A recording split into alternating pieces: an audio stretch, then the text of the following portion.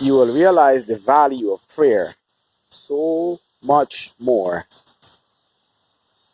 after death. Most of us operate in the flesh.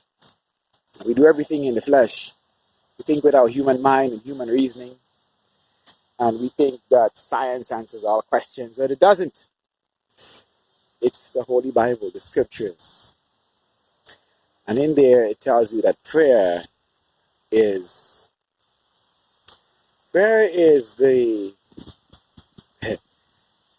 what feeds the soul. Prayer is the breath of the soul. Without prayer, the soul won't exist. And what happens after death, when the body is dead, the soul goes to its destiny. And you'll realize then, which is too late, because we're in the land of the living right now. Dead people can't hear this.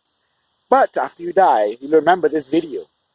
And it will go with you onto the other side, into the eternal side of the creation.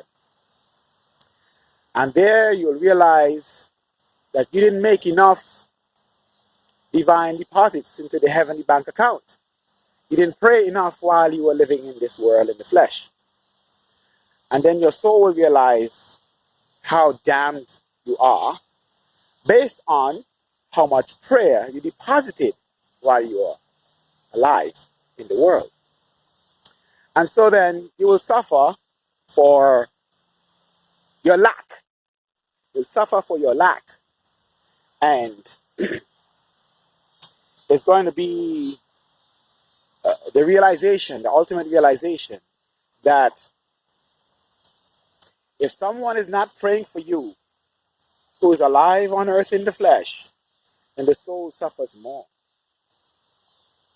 And through the prayers of saints, not just anyone, but people who are really repentant of their sins, because this is when the soul begins to pay the price for the sins that you committed while you were alive in the flesh. And so, only the blood of Yeshua can save, but prayers sanctifies and keeps you from the suffering of the afterlife. And so, pray. That's my point. People don't know how to pray. People don't know how to pray, and that's the problem. When you don't know how to pray, you're going to have problems. That's the reason why you have problems. And I'm not saying that all problems are going to go away when you pray, but you will know how to work through your problems. You'll know how to live through your problems. You'll know how to sustain yourself, how to grow spiritually and build a soul.